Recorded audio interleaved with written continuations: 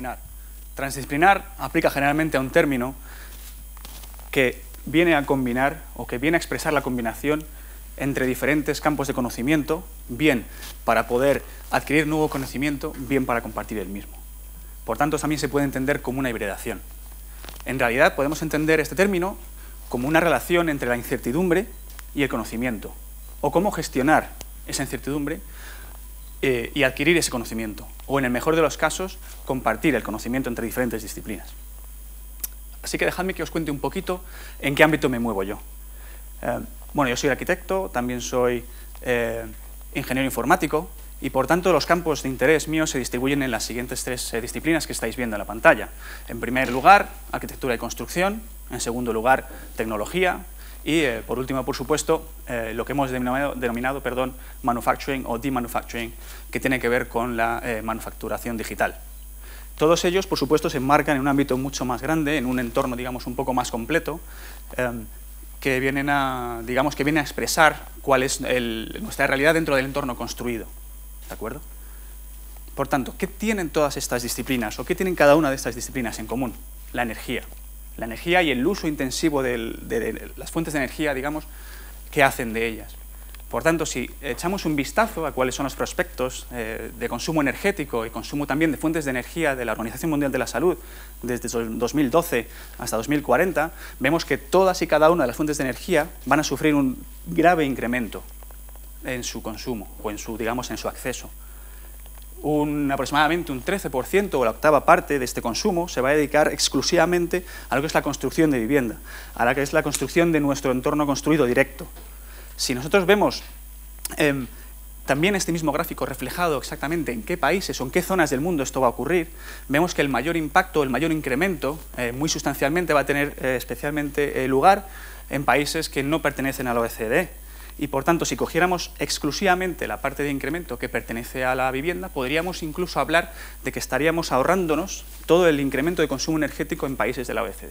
Por tanto, echar un vistazo o intentar buscar nuevas formas de pensamiento que alberguen soluciones para esto es muy importante. Como veis, las ciudades hoy en día no son como quizá la mayoría de los que estamos aquí presentes nos podemos imaginar. Las ciudades de hoy en día tienen, digamos, unas configuraciones físicas, sociales, económicas completamente diversas a las que estamos acostumbrados. Tenemos que buscar maneras de encontrar soluciones para ellas, tanto a nivel constructivo como a nivel físico, digamos, que nos sean capaces de hacer que las comprendamos y que seamos capaces de mejorarlas. Por tanto, nosotros lo primero que tenemos que ver es cuál es el reflejo, digamos, el balance de población que eso va a tener. Como veis, aproximadamente en el año en el que estamos, somos 7.300 millones de habitantes en el planeta. Se espera que tengamos un crecimiento aproximado entre 1,18 y 1,2% anual hasta el 2100, lo que significa que llegaremos a 11.200 millones de personas.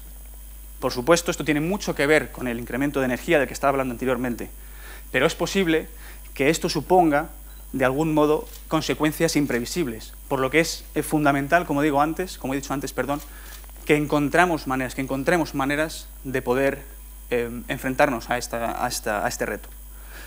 Una de ellas es, sin duda, la fabricación digital. La fabricación digital está aquí para quedarse. Es evidente que a través de procesos de automatización podemos fabricar objetos de enorme complejidad, incluso evitando, digamos, tener residuos, llegando a tener objetos sin ningún tipo de residuo, o construcción sin ningún tipo de residuo. Por supuesto, también podemos llegar a hacer, digamos, fabricación en masa personalizada, y tiene muchas otras ventajas. Sin embargo, hemos detectado que la fabricación digital parece haberse quedado sencillamente en digamos, el entorno de lo meramente diseñado. Para nosotros es muy importante ir más allá. Pensamos que esto está muy bien, pero necesitamos ir más allá. ¿Cómo podemos ir más allá? Podemos trabajar con materiales. Lo que estáis viendo en la pantalla es el micelio.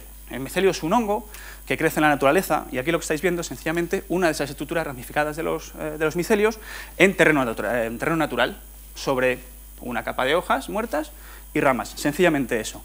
Pues bien, resulta que el micelio, como veis, tiene una estructura microscópica muy curiosa.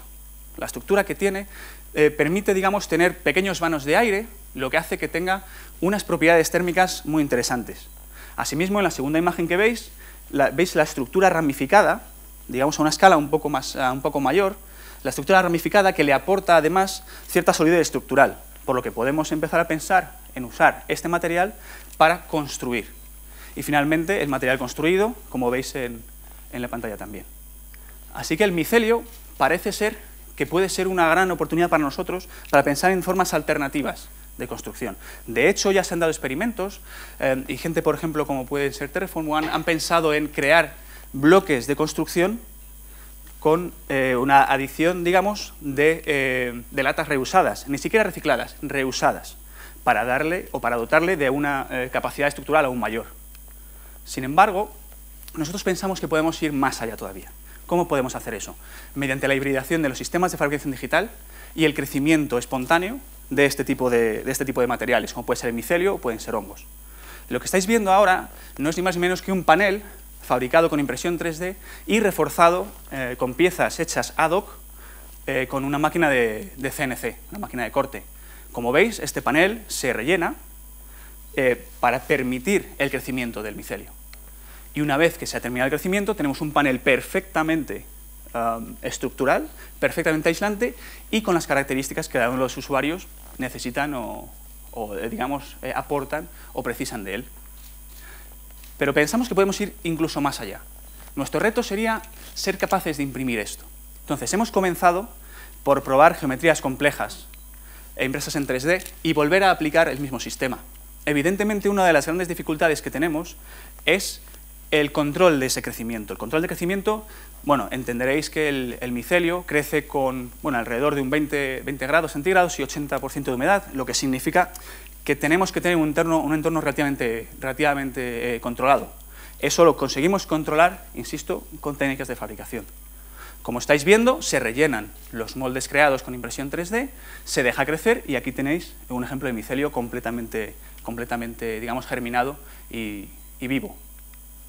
Esto se puede aplicar no solamente al caso anterior que hemos visto, al caso anterior en el que estábamos viendo unos paneles prefabricados, sino que también pensamos que podemos hacer estructuras tridimensionales que sean combinables entre sí y autorreplicables, de manera que podamos crear estructuras construidas de la misma manera. Lo que estáis viendo ahora no es ni más ni menos que una unión estructural o con cierta característica estructural en 3 dimensiones y unos acabados relativamente lisos. Podemos hacerlo bien liso o incluso también rugoso. La ventaja de hacerlo rugoso es que además nos permite, digamos, un crecimiento espontáneo de otras especies en la superficie que se adhieren a esta para crear vida de manera espontánea. Por lo que estaríamos hablando, sin ir más lejos, de estructuras vivas de crecimiento espontáneo. Estas estructuras vivas, no solo, como habéis visto, no tienen una huella o un impacto ecológico con su huella de carbono asociada, sino que además aportan capacidad de regeneración y, por tanto, tienen una huella ecológica positiva. Es decir, podemos empezar a pensar en construir de una manera completamente diferente, en la que no solamente seamos partícipes, como habéis visto anteriormente, del incremento, digamos, del uso de las energías y de las fuentes de energía que os he comentado anteriormente, sino que además podremos ser capaces de aportar, bueno, tanto energéticamente como en términos de huella de carbono. Así que, bueno, esto es un ejemplo que os traigo. Sencillamente pensamos que podemos utilizar eso tanto para consolidación o para la consolidación de ciudades existentes, sean los denominados core settlements, o entornos construidos o autoconstruidos, sino que también lo podemos hacer en ciudades occidentales o incluso para construcciones. Aquí estáis viendo, ni más ni menos, que esto sería posible solo y exclusivamente porque somos transdisciplinares. Muchas gracias.